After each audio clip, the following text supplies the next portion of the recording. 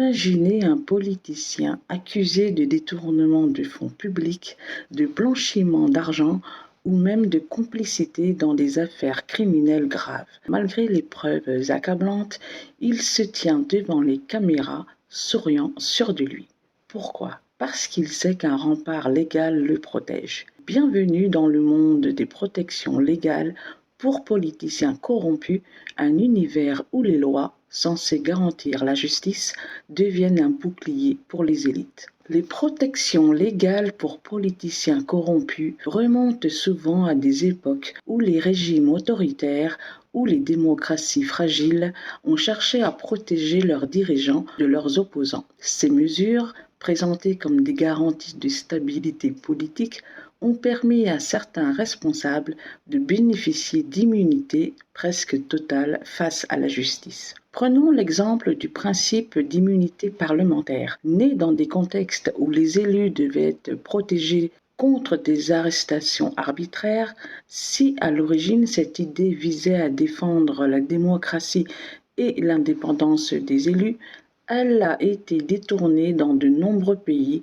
pour devenir une arme de protection personnelle. En Italie, au milieu des années 1990, lorsque les enquêtes Manipolite ont révélé un système de corruption généralisée impliquant politiciens et entreprises, de nombreuses figures puissantes ont échappé aux condamnations grâce à des lois conçues pour retarder les procédures judiciaires. Les lois n'étaient pas faites pour le peuple, mais pour ceux qui les écrivaient. Les exemples abondent dans l'histoire récente. Par exemple, l'affaire Bettencourt en France. L'ancien président Nicolas Sarkozy a été accusé de financement illégal de sa campagne présidentielle en 2007.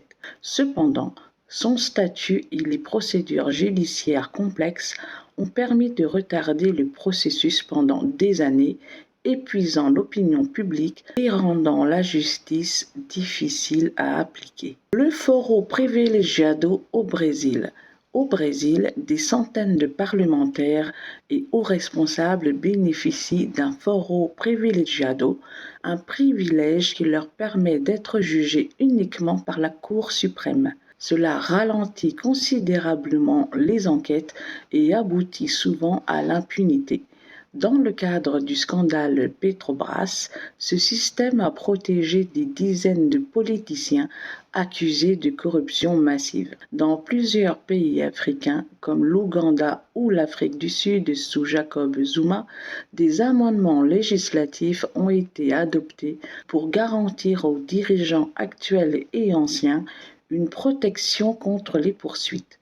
Ces lois sont souvent justifiées comme nécessaires pour préserver la paix sociale, mais elles servent en réalité à éviter que les dirigeants soient tenus responsables de leur gestion. Ces protections posent des questions profondes sur la démocratie et l'état de droit. Quand les lois sont écrites pour protéger les puissants, la justice perd sa crédibilité.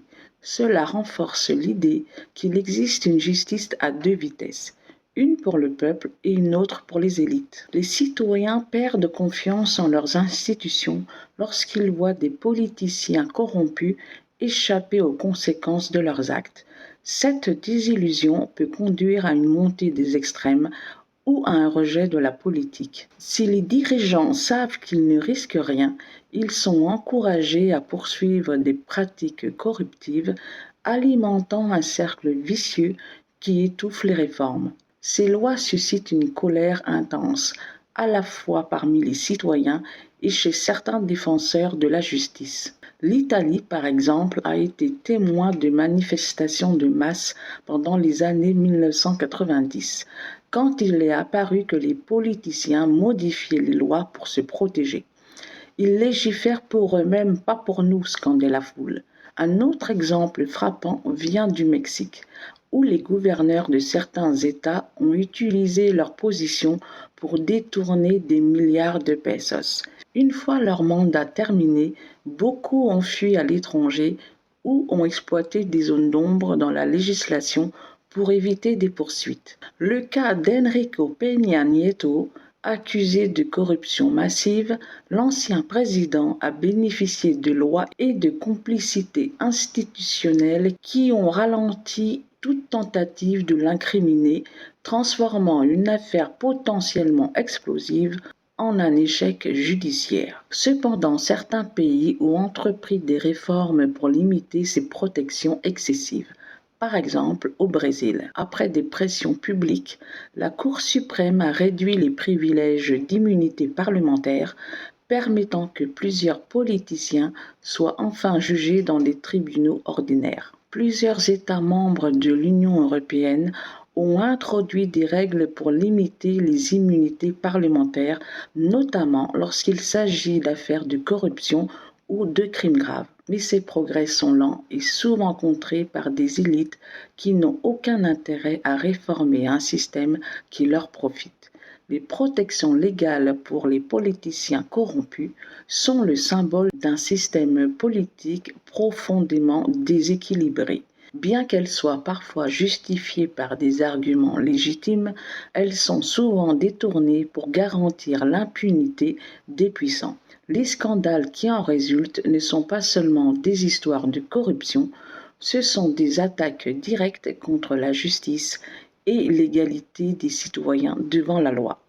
Pour le peuple, chaque manifestation, chaque dénonciation médiatique, chaque enquête est une petite victoire contre ce système injuste. Et si l'histoire récente nous enseigne une chose, c'est que la pression citoyenne peut renverser des montagnes, même celles bâties sur des lois injustes. Dites-moi en commentaire ce que vous en pensez et surtout, abonnez-vous.